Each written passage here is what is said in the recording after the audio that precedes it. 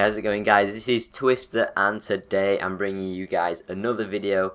And today I'm finally returning with, I guess, a custom race video that I've actually made myself. And this one is called Extreme Off-Road Tour. And this is actually quite an exciting one. It's another 30-player one, as you can see. We actually start on the road, but we quickly take a turn off-road. And the majority of this race is off-road. And actually in this video I've got gameplay from showing it in a race test that we did in LT's on his live stream, and then cutting also through some of my own gameplay, just racing this by myself so I could showcase obviously the race as best as I could. So as usual, since my last one went down quite well, I'll link that video in the description, as well as the actual download to this race, which will be an Xbox One link, since I'm only on Xbox One and I can't really transfer them to PS4 since I don't have one.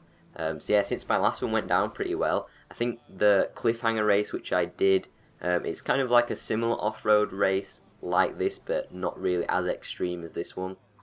That went down quite well. I think that race is actually over 5,000 in-game plays and like 3,000 likes or something.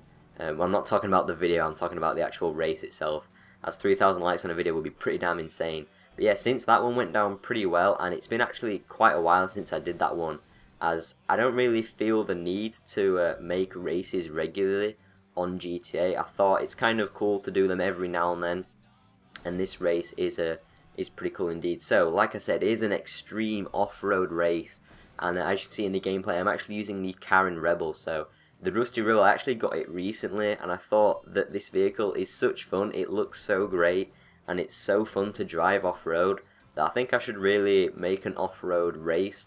Pretty much 4 vehicles like this and other really hardcore off-road vehicles. So you'll notice at the start we go through a water section, and the reason for that is to try and catch out people in vehicles like Sanchez's and Biftas and Dune Buggy, because this race isn't really designed for those vehicles. It's designed for like the proper off-road enthusiast vehicles, such as the Karin Rebel, the Sandking, the Dubsta and the Meriwether Mesa.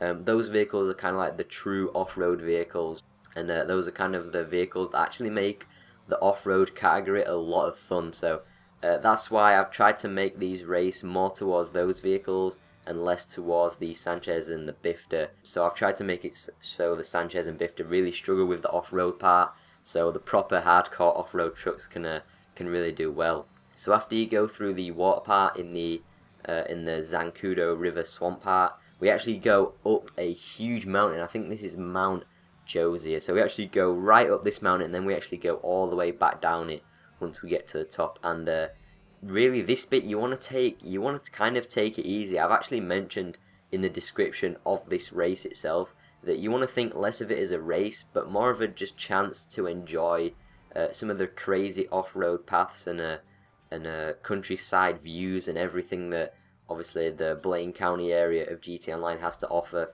So especially this part, you really want to take this bit really careful. You kind of don't want to full throttle it at all. I think while doing this, I kind of just let my car roll whilst just touching the brakes every now and then, barely using the accelerator.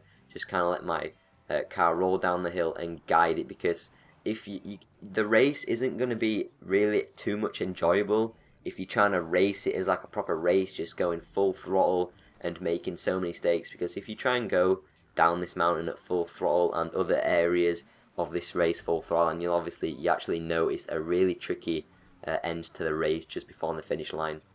If you try and take a lot of parts in this race full throttle, then you're probably just going to enjoy it a lot less than if you're just taking it easy, because you're going to make a load of mistakes. You're going to have to respawn a lot, and it's just going to cost you a lot of time, and you're probably not going to enjoy the race. So that's why I think it's just really cool to make a race where you're just kind of enjoying it and taking it easy and doing these crazy off-road paths, rather than the standard, I guess, sort of boring races, which a lot of you guys have probably done before. So yeah, that's why I kind of wanted to make this one a little bit different. This is actually a similar section to what I've done in my last race when you go through Ratton Canyon, because I actually do really like this section of the map. This is probably my favourite section of the map.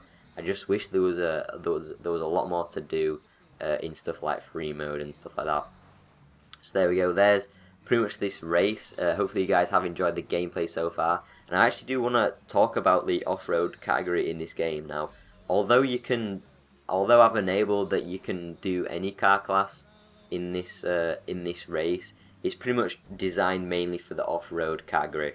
And even though the off-road category should be one of the most fun to do in races, it's also one of the most frustrating ones, because you've got the vehicles like the Sanchez and Bifta, which would probably just dominate most races in an off-road category, unless like I've said, I've done the start where the Sanchez will get really caught out in that water part. But most times the Biff and the Sanchez will just dominate anything. Like the Sanchez shouldn't really be in off-road races because it's just too good. And then in the same way that you could just turn keep it on contact, so you can keep running Sanchez users over. If it's on contact, then the fact that the Insurgent is now in off-road races, it kind of ruins the fact in the same way that they can just barge pretty much every other single vehicle out of the way, and it just kind of makes it a little bit unbalanced and unfair. So if you put it on non-contact, then that's where the Sanchez will really dominate. And then if you put it on contact, then things like the Insurgent and the new Guardian, they'll really dominate, because they can literally just push you off some of the cliffs in this race so easily, and there isn't really a way to disable people's custom Insurgents, because although you can disable it to the fact that they can't use a default Insurgent, if people have got a custom Insurgent, and that's what I've enabled custom vehicles on for, so I can use awesome vehicles like this Rusty Rebel, which is probably one of my favourites to drive right now. The people can still use the custom Insurgents, and it really unbalances things, because it's just so powerful, and in an off-road like this where you're taking some really tricky paths, it can get a bit annoying sometimes. So that's why I think the off-road category should be one of the most fun, but necessarily isn't. I wish kind of the Insurgent wasn't available to use in off-road races for that fact and that fact only. Anyway, actually coming into the end of the race, and you'll probably recognise some of the paths that we're taking now. This is the path that you actually do when you complete the final heist, and well, that is if you're actually following the waypoints. You come up by Mount Chiliad, and then you go around the back of it, following the waypoints, and then you actually do the cliff jump down with the dinghy. So we don't actually do that cliff jump in this race, but we do something similar. And you actually got to really watch out for this section as well, especially this corner here. If you're going full throttle down at this corner, you'll actually tip your car over, and obviously you're just gonna ruin your chance of actually getting a good time and actually enjoying the race itself. So for the vehicles that I'd probably recommend, obviously like I said, it's designed for the Rusty Rebel, the Dubsta, the Mesa, the Sandking, those type of vehicles. But I think probably the best for this is the Sandking. Although I do actually love the Rebel, and that's what I'm using now. It's so fun to drive. It's not really got great brakes, and it's pretty bad on corners. You can tip it over. Whereas something like the Sandking, it's got really good brakes. The huge suspensions of it, it really does take the bumps well. So I would probably recommend the Sandking. The Dubs is quite good as well, but probably the Sandking. And anyway, here's the last part just before the finish line. It's a really tricky part. You want to take this really slowly, because you're taking that corner blindly. It does actually go a little bit further off to the left, whereas if you carry on straight, you're going to fall down this mountain right before the finish line, which is it's what I like about this race. You know, right before the finish line, you can really screw it up if you don't take it carefully. But there we go. There's the video. Hopefully you did enjoy this another custom race showcasing a really awesome extreme off-road race. If you do want to see more of these where I do make races or even show off some of your races, definitely let me know in the comments, and hopefully you guys enjoyed it.